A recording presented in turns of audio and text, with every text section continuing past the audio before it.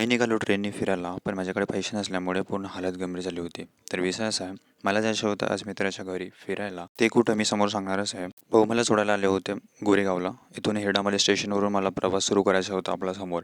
ट्रेनमध्ये तर आलो, पण एवढी गर्दी की मला बसायला पण जागा नाही. मग एक मला सीट भेटली एअर कंडिशनवाली, एकदम मस्त.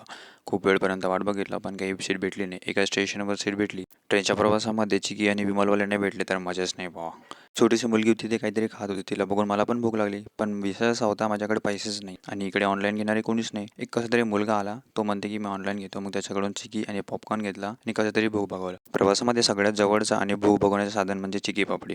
ते खाऊन मस्तपैकी हेडफोन टाकले आणि मस्त प्रवासाचा आनंद घेत निघालो. रस्त्यामध्ये पाऊस आला होता. वातावरण तेवढा रोमॅन्टिक रोमॅन्टिक नाही म्हणता येत, पण एवढा खतरनाक झाला होता काय सांगू. आणि इकडच्या जंगलांची तर गोष्टच वेगळी. आता हे कुठले आहेत ते तुम्हाला समोर समजेलच. मस्त जंगलांचा व्ह्यू बघत मी एन्जॉय करत आपला प्रवास करत होतो, कारण जवळच आपला स्टेशन होता. फायनली मी पोहोचलो 1 वाजता आपल्या डेस्टिनीवर. तर मी आलो चांदा फोर्ट म्हणजेच ब्लॅक गोल्ड सिटी आपला चंद्रपूर, आणि इथून सगळे ब्लॉग आपले चंद्रपूरचे येणार आहे. हाय आपला मित्र अभ्या. याला बघितलं तर नसेल तुम्ही, पण आता याच्यासमोर तुम्ही यालाच बघणार आहे. मग आम्ही निघालो घराकडे. तुम्ही तोपर्यंत मला फॉलो करून ठेवा. आपण भेटू दुसऱ्या ब्लॉगमध्ये. तोपर्यंत बाय बाय.